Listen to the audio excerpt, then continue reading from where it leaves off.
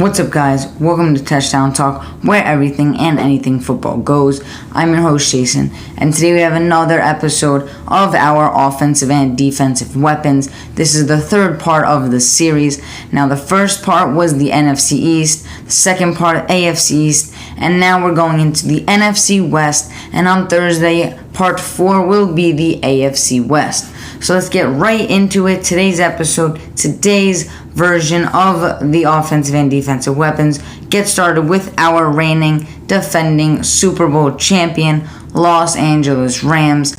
And what they have on their offense is slightly different than what they had last year. Last year they went in with Odell. They acquired Odell. They had Robert Woods on the team. They were a little banged up at the running back position, trying to figure all their stuff out. But this year does look a bit different for them, and that reasoning is because quarterback Matthew Stafford is the same, running back Cam Akers, running back Darrell Henderson, and then wide receivers Cooper Kupp, Allen Robinson, and Van Jefferson. Now, what I mentioned was different, and that is because we have two running backs here. That is Cam Akers and Darrell Henderson, both healthy as of right now. Now, last year, Cam Akers was injured. He had an ACL injury, so he was out for majority of the season, came back just towards the end, right when the playoffs were beginning and the Rams were kicking up a notch of their play. And another thing we notice here is that there is no Odell Beckham Jr., but instead Allen Robinson. Now, Odell is still a free agent. He is considered to re-sign with the Rams, and if he were, they would have 4 wide receivers who are good options for Matthew Stafford, along with the 2 running backs. Now, we saw what Matthew Stafford did last season. We saw the type of player he finally came into fruition to be. We saw it in Detroit a little. Everyone kind of didn't acknowledge him, didn't really appreciate what Matthew Stafford was able to do. There was always an excuse, plus he was playing in Detroit, and obviously we know Detroit wasn't one of the better teams, so all of that mixed together was kind of a reason that people overlooked Matthew Stafford and his ability. But he did show it when he came to LA, when he went to the Rams, and he did get some help from his offense. Now, as I mentioned, Cam Akers had an ACL injury, which is why Darrell Henderson stepped up. And I put Darrell Henderson back into this offense because not only did he play great last year, but he was one of my favorite players to watch and root for last season. Now, after seeing him the first couple of weeks, I really started to enjoy watching him play, and I wanted him to continue to start and wanted him to continue to play with the fire he was playing with.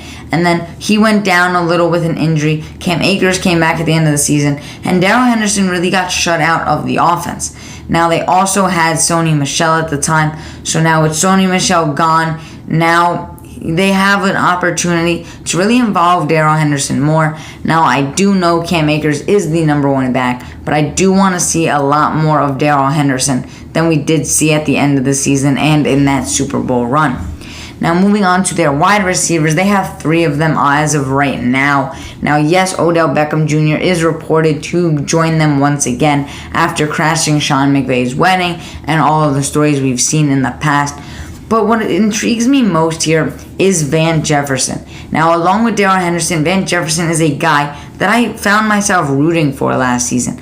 Now, Cooper Kupp is obviously a number 1 wide receiver in the league. He's top 3 in the NFL right now. He's up there with Devontae Adams. So they're arguably 1 and 2 right now in the NFL, depending on how you rank your wide receivers. But I don't want to talk about Cooper Kupp that much because we know what we're getting from him. We know what he can do, what he's capable of, the connection between him and Matthew Stafford. We know all about him and Stafford, their breakfast together, their field work together, the connection they have together. So what I want to focus on is newly acquired wide receiver Allen Robinson and star Van Jefferson. Now, Van Jefferson kind of came into his fruition last season with the Rams. Towards the end of the season, Odell was a little shaky. Robert Woods went down with an injury. So when Woods went down with an injury, now as a Titan player, But when Woods went down with an injury, Van Jefferson did step up and take that role amazingly. And it surprised me because Robert Woods is one of my favorite receivers in the NFL. And to see Robert Woods go down with an injury, it was devastating to see. But Van Jefferson slid into that role very nicely. Now, Woods, I don't think he was replaceable, but they did find a way to do that. I thought the leadership he had, the connection and friendship he had with Cooper Kupp, it was really irreplaceable. But as we see in the NFL, everyone is replaceable. No one stays around. It just depends on what the team feels in the player. We see what goes on. Players want to leave for more money. Teams want to get rid of players to replace them. And that's kind of what we saw here with Robert Woods. Now, I don't know if it was an injury thing or maybe they really liked Allen Robinson. They thought they were in a good spot. But I do think that Allen Robinson could fit in well, but I don't know how much of a big role he is going to play and how much of an impact he's going to have. Now, I do like the fact that they did sign him. He's kind of like another guy to add in. We saw he was a little shaky with the Bears. He played good, but he just never had that quarterback. So it was a little shaky for him in his career because he never really had that star quarterback. Now, he played with Blake Bortles in Jacksonville. He had Trubisky and Andy Dalton in Chicago. Nick Foles played in Chicago for a couple games with him. So Allen Robinson's really just been all over the place. So it's kind of hard for, people to judge him based on what he's been able to do because he hasn't had a quarterback. So this is the first year where he's had a stud at quarterback. Now Matthew Stafford at quarterback, I think that's really going to help Allen Robinson. Now moving on to their defense and who they have. I have Aaron Donald at defensive tackle, along with Leonard Floyd, Bobby Wagner, and then cornerbacks Jalen Ramsey, along with safety Taylor Rapp and Jordan Fuller. Now, obviously, Aaron Donald is the main focus here, signing a massive deal, the highest paid player in NFL history at a non-quarterback position overall. So obviously means a lot to that Rams team. Went from almost retiring to signing a massive deal, a massive extension to stay with the Rams. Now, Leonard Floyd off the edge is going to be something to watch. Now, we saw what he can do last year with Aaron Donald, but they did lose Sebastian Joseph Day in the middle along with Aaron Donald, who was side by side with Donald. So that's going to be kind of a replacement that they got to fill and see what they can put in that gap to kind of replace Sebastian Joseph Day.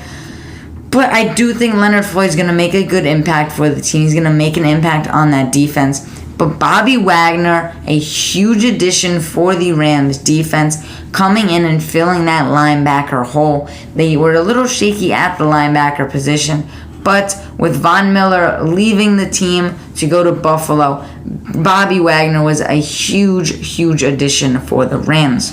Now, he came from Seattle, so division rival, that's going to mean a lot when those two clash twice a year. It could be a revenge type of situation because Wagner didn't see it coming. Just like the Russell Wilson type of situation. Two of these leaders who have been on your team who, were with you during that Super Bowl time. So it just means a lot for Wagner to play Seattle. So I'm looking forward to him getting his revenge on those Seahawks. But staying with that defense and now their secondary, Jalen Ramsey, what can we say? One of the best, if not the best corner in the league. Now, it all depends on you viewers and where you put him on your rankings because everybody is different. But I do think Ramsey is the best corner in the league. I don't see anybody better than him. Just the aggression he plays with, the trash talk ability, the play on the field. Now, he did give up a little deep ball to Jamar Chase, so people are always going to criticize the little details. But when you see Jalen Ramsey and what he did in Jacksonville, then he came over to the Rams and what he's done with the Rams, he's just been that consistency that the Rams need, and that's just what he's going to continue to be. Now, staying with that secondary and their safeties, Jordan Fuller and Taylor Rapp. Two young guys who are just getting their feet under them. Super Bowl champions already so early on in their career.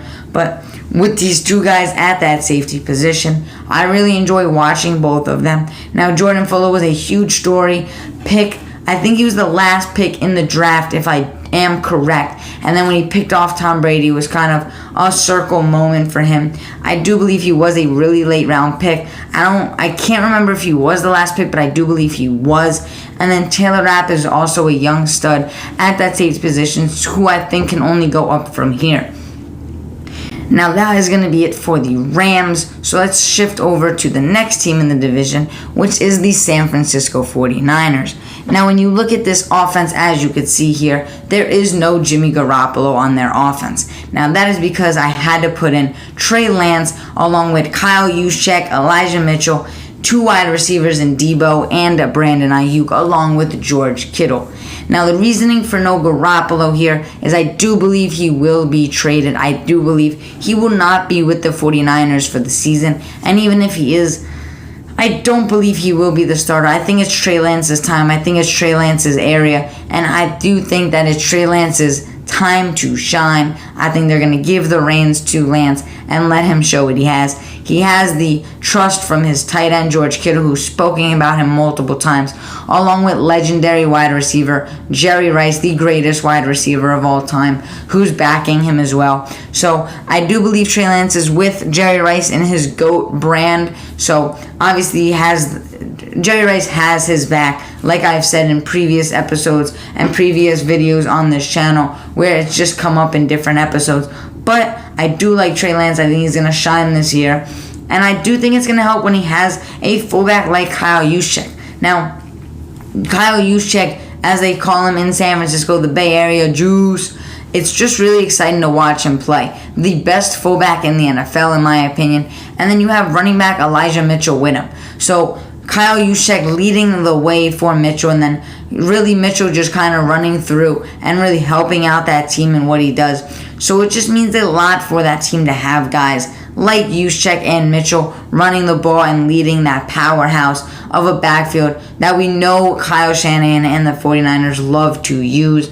We know that they have guys like Trey Sermon also in that backfield. They did lose Raheem Mostert. So a bit of a shift for that run game and the run team that they have over there. They've always had multiple running backs, so it's not going to surprise me if they do go ahead and add another one in free agency before the season starts. Maybe they pick somebody up. But there's always going to be that one guy who comes out of nowhere from their 4th string running back and just shines one week. So we know that's what the 49ers do. And it doesn't help that Deebo Samuel's contract is not done yet.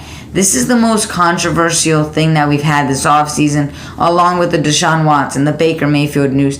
This has kind of been one of the other top topics to talk about. Now, besides all of the quarterback drama between Baker, who was just traded, between Deshaun Watson and his legal situation, it's kind of been Deebo Samuel this offseason, what he's going to do. Now, we know the wide receiver market. Now, Adams left Green Bay. He was traded. And then you got guys like A.J. Brown was traded to the Eagles.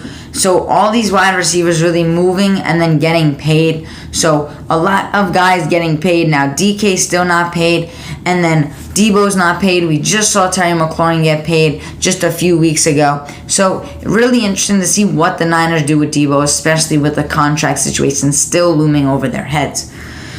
And then over there with his other receiver that he has next to him, and that's Brandon Ayuk. Now, Brandon Ayuk, I enjoyed watching, but last season it was a huge disappointment for Brandon Ayuk. Just a huge letdown for Ayuk, for the team. He could not get anything going. He was benched a few times during the season. Now, they had another guy there that just came out of nowhere. They had a practice squad guy playing ahead of him. Just wasn't a good year for Brandon Ayuk. Really a down year. Now, hopefully he can get back up, because I don't think you can get much lower than he did last season. Just a terrible season for Ayuk. But I do think he has the ability to bounce back this season. And obviously, their best offensive player now, that is George Kittle. Now, you can argue that Deebo Samuel is their most important guy, but I'm going to say it's George Kittle. Now, George Kittle, not only do you look at him and see the catching ability. Now, that's all you might see with George Kittle, but you have to take in the blocking he has. Now, next to Kyle Juszczyk, George Kittle is the best blocker on that offense besides that offensive line. Now, Kittle always lays out the blocks. Kittle has the pancake blocks. Kittle has the push and release where he can go out for the pass. He has that quick 1-2 step that he showed in tight end university when he was teaching other tight ends. So just a huge deal for George Kittle to be there. Now, he's going to expect another contract. He's going to expect money coming his way, and he deserves it. One of the best tight ends in the league. Number 1, number 2. You can switch him and Kelsey depending on the week, depending on the game, the matchup, the scenario, whatever you want to talk about. Him and Kelsey are 1-2 right now, and I don't think that is deniable. You can't say that him and Kelsey aren't 1-2. Now, you can argue between those two, but I don't think you can make an argument for anybody else in that 1-2 position.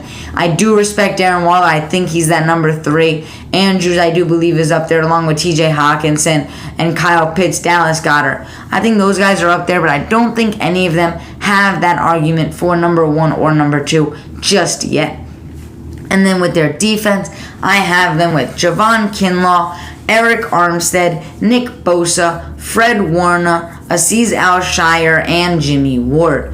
Now, D Ford is not on this list because it was reported that they might release him, so I didn't want to put him on this list and then have the design done, the video done, and then, him get kind of released. So I just kept him off the list for this aspect. Now, I'm still going to mention him as I am right now because I think he's important to their defense. But just in case he got released, I didn't want to have everything, all the designs done and everything ready for this video and then him get released. So that is why I kept him off the list. Now, with Javon Kinlaw and Eric Armstead, right up the middle, really right in the front of that defense. Now, Bosa right off the edge. Bosa, same like Aaron Donald and these other guys on the offense and defense. Nick Bosa is that number 1 clear-cut defender for the San Francisco 49ers defense, along with Fred Warner. So these two guys, the leaders of that defense, one of the best at their respective positions. Fred Warner, probably the best linebacker in the NFL, at least top 3. And same for Nick Bosa. Nick Bosa's in that top range for defensive ends in the league. So these two, there's not much to say about them except for because we know how good they are. We know how exceptional they are on the field as leaders, as players all over the place. So we know what they bring to the table. We know how good they are and what they do for a team, what fear they strike in the offense's eyes. So those two aren't really like focal points to talk about because they are already focal points of that defense. And it's just, we know what they bring, so there's not much to say about them because they speak for themselves on the field. Now, Javon Kinlaw, we saw I don't know if you guys saw it, but on this channel, I did post a video of his argument with Cone. So him and Cone really get into a heated argument via, I believe it was FaceTime, some video chat where he was getting reported on, where he was getting asked some questions, and it turned into a really big heated battle. There was a lot of drama around it, but I do believe he's in for a good season. Now, a lot of people are doubting him. A lot of people don't believe in him, so I think this is really his time to really, quiet the haters, shut people up, and really show people that he's one of those dogs on that 49er defense. And same thing for Eric Armstead. Now, people know what they're getting from him. He is one of the best at his position. He's just such an aggressive force right up the middle that when offenses see him, it strikes a fear in their eye. And especially with guys like Nick Bosa and Fred Warner right next to him and behind him, it's really hard with some of these defenses to really focus on one guy. And it's really hard, especially when looking at this 49er defense. And then we do have Azeez Al-Shire and Jimmy Ward, who are kind of lower end guys who nobody really talks about. Now, Shire's going to be that linebacker next to Fred Warner, and Jimmy Ward's going to be the commander at that safety position. Now, moving on to our third team, shifting over to the Seattle Seahawks, and that offense consists of, I put 2 quarterbacks here as you could see, and that is Drew Lock, Geno Smith, then running back Kenneth Murray, along with wide receivers Tyler Lockett and DK Metcalf, and newly acquired tight end Noah Fant. Now let's start at that quarterback position where we have Lock and Smith. Now this is going to be a quarterback battle in training camp throughout the season, trying to figure out who's going to start. Kind of like the Miami Dolphins did with Fitzpatrick and Tua really early on in Tua's career in his rookie season. I think that's kind of what we're going to get from this situation. Now, Geno Smith is a seasoned vet. Drew Lock's been in the league for a couple of years now. So both of these guys, they know what they mean for this team, and they know that they're going to be competing. So it's kind of going to be a back and forth thing up until week 1, where they have to make a decision on who the starting quarterback is going to be. Now, after that is the guy I'm most excited to talk about for the Seattle Seahawks, and that is Kenneth Murray. Now, his name's not Kenneth Murray.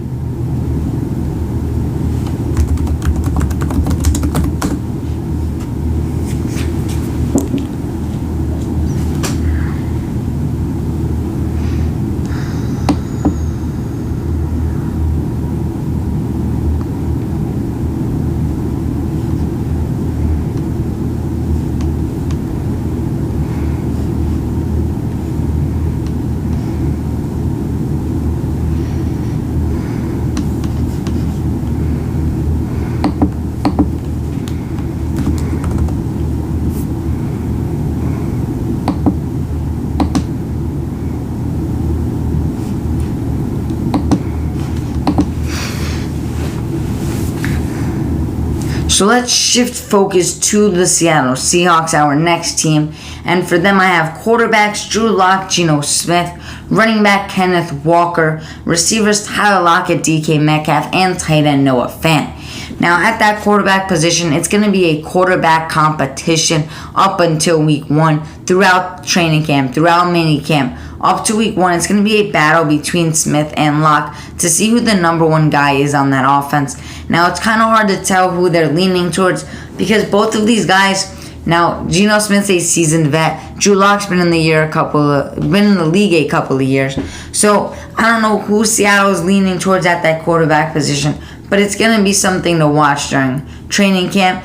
And if you guys didn't see on my Instagram, which is linked down below, I did do a quarterback competition where I did, I think, 8 different quarterback competitions throughout the league where they are listed and shown. That way you guys can vote. I put it on my Instagram story a while back. So there were votes on who's going to win each quarterback competition matchup.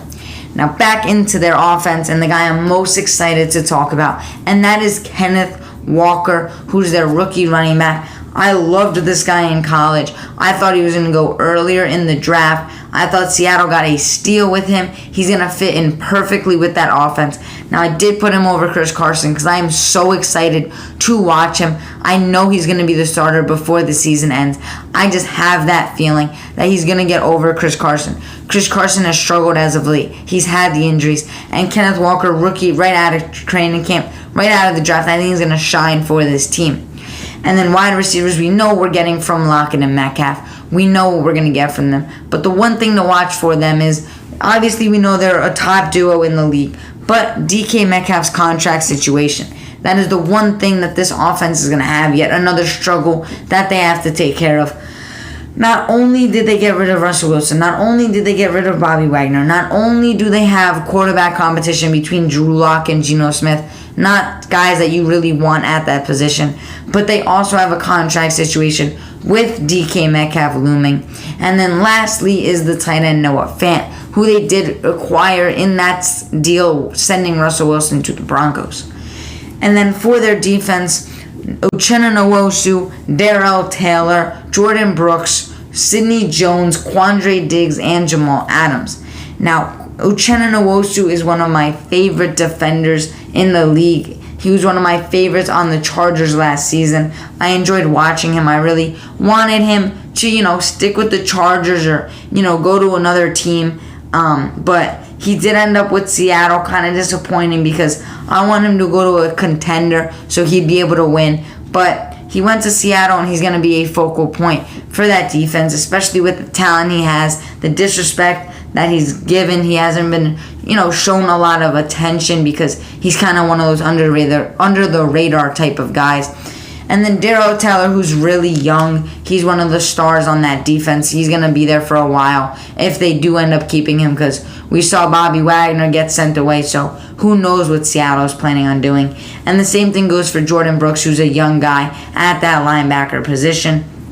And then you go into the cornerback position, where it's kind of a struggle for Seattle. Now, I keep saying that word struggle when talking about Seattle because that's just what this season is going to be for them, I think. I think this year is a learning experience, a struggle for them trying to figure out what they want, what they have, what they need, where they want to go. All a bunch of questions surrounding Seattle right now. And then safety, Quandre Diggs, who stayed. I thought he was going to go to Philly and team up with Darius Slay again. I thought maybe he was going to go to another team, but he ended up staying as well. And then Jamal Adams, who was a huge trade that Seattle made, doesn't look like that paid off in any sort of way for them. It does look like the Jets won that deal 100%. And then transitioning and going to our last team in the NFC West, and that is the Arizona Cardinals. Now, biggest thing about Arizona is not only Kyler Murray's contract, but no DeAndre Hopkins. Now, as you can see here, DeAndre Hopkins is not on this because he is out the first 6 games. So I didn't want to include him since he's going to be out the first 6 games. He's not going to play a huge part after, since he's out for 6 weeks. He's missing all those games. And I think by that time, the other guys on the offense will be already solidified and shown something for the Cardinals. Now, obviously, when Hopkins comes back, he's going to be the number 1 guy on that team. But we all know DeAndre Hopkins. It's not like it's a shocker that DeAndre Hopkins is there. But since he is out for the first 6 games, I didn't want to put him on the list. Now, obviously, this is no disrespect to DeAndre Hopkins. I 100% respect him. I 100% know he is a top receiver in the league. But with him out 6 games, it's going to be a challenge for the offense. So I kind of wanted to shine a light on the other guys that they have. So that way, if you guys aren't sure of who else they have, this is how you guys find out. Now, obviously, DeAndre Hopkins suspended 6 games. Kyler Murray struggling without him last season. So it's going to be a true test for Kyler Murray. Now, if I was Arizona, I wouldn't pay him just yet. Because if he can't win without DeAndre Hopkins, what is that saying about him? And what is that saying about the rest of the team? Now, if Kyler Murray needs DeAndre Hopkins to win games and make the playoffs, that's an issue. Not only for the team, but with Kyler. And I don't know if I would give a quarterback a $40 million deal, a huge contract. Now, I get he's young, but I don't know if I would blow out my entire bank, my entire salary cap for a quarterback who can't win without a number 1 wide receiver. Now, we see quarterbacks do it all the time. Now, this is a true test for Kyler Murray. Because, yes, he has James Conner in the backfield. He had a breakout year last year after leaving Pittsburgh, moving to Arizona. But with the receivers he has, this is Kyler Murray's year. Now, if Kyler can't get it done with Marquise Brown, who they acquired in a trade, with Rondale Moore, who shined out last year, with A.J. Green, who's been injured on and off the field, and with new tight end Zach Ertz, who they acquired last year, I don't know what Kyler's going to be able to do. Now, I love Zach Ertz. Zach Ertz is one of my favorite players of all time. He's my favorite tight end of all time. I didn't want to see him leave Philly because he meant so much to that organization, but I'm happy that he is shining in Arizona.